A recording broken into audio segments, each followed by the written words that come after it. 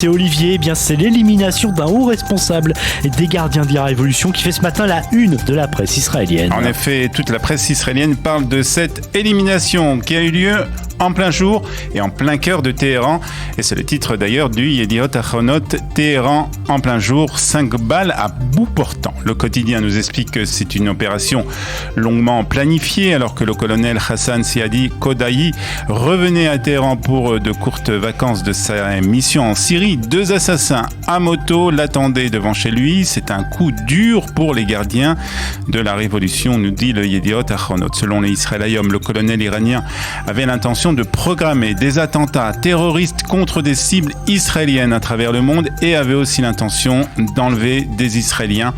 Téhéran n'a pas entendu. Les responsables de cette élimination sont des agents du Mossad, ont déclaré des responsables du régime iranien. Du côté israélien, bien entendu, c'est le silence radio. Et après les menaces de la députée Rinaoui Zoabi, il semble que la crise politique qu'elle avait déclenchée soit résolue. Pour le moment en tout cas, et l'ensemble de la presse israélienne revient sur le zigzag. C'est le terme employé par le Israël Hayom, le zigzag de la députée du parti Meretz. C'est ce qui a commencé par une lettre envoyée au Premier ministre et au ministre des Affaires étrangères dans laquelle elle annonçait qu'elle ne pouvait plus soutenir l'actuelle coalition. C'est terminé hier par une rencontre avec Yair Lapid où il a été convenu que Rinaoui Zoabi réintégrer la majorité gouvernementale. Alors, comment la députée de Meretz a expliqué ce revirement de situation? C'est le Haaretz qui répond à cette question. Elle a compris que si elle ne soutenait pas la coalition, le prochain ministre de la police serait Itamar Ben-Gvir, un député d'extrême droite, et cela, j'ai voulu l'éviter, a déclaré Zoabi au quotidien Haaretz. Alors on imagine que Rinaoui Zoabi a obtenu des promesses en contrepartie de son soutien à la coalition Bennett-Lapid. Alors là, ça dépend qui on interroge. Pour le Yediot Ahronot et selon une déclaration du bureau de Yair Lapid, aucun nouveau budget n'a été accordé à la députée de gauche. Le vice-premier ministre Yair Lapid a juste promis d'agir pour l'obtention plus rapide des budgets déjà en faveur, qui ont déjà été votés en faveur de la population arabe israélienne. Et puis par contre, pour l'ancien Premier ministre et chef de l'opposition, Benjamin Netanyahou, qui s'exprime ce matin dans l'Israël Hayom, il a attaqué le gouvernement en déclarant que Bennett et Lapid payent des ennemis d'Israël au lieu de venir en aide aux soldats de Tzahal.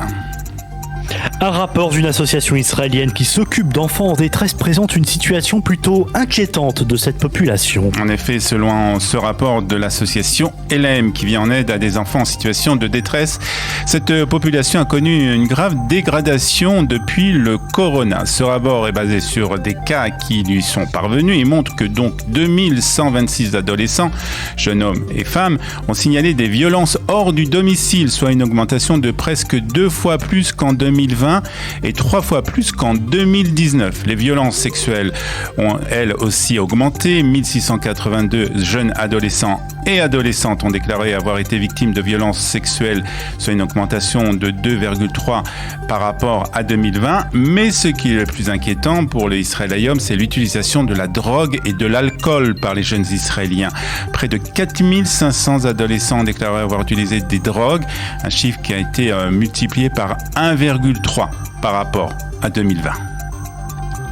Effectivement, des chiffres inquiétants. Et nous allons terminer cette revue de la presse avec vous, Olivier, par ce projet de loi qui a fait éclater le ministre des Affaires étrangères en sanglots. Oui, le ministre des Affaires étrangères, Yair Lapid, qui a fondu en larmes hier lors du conseil des ministres, au cours duquel une loi sur les avantages sociaux des personnes handicapées a été approuvée. Il faut dire que Yair Lapid est père d'une fille plus exactement de 26 ans, Yael, qui souffre d'autisme profond, a déclaré au ministre: c'est la chose la plus importante que vous allez faire dans votre vie. En effet, la mise en œuvre de la loi nécessite un budget de 2,2 milliards de shekels que le gouvernement a donc approuvé hier et qui a fait donc éclater en sanglots le ministre des Affaires étrangères.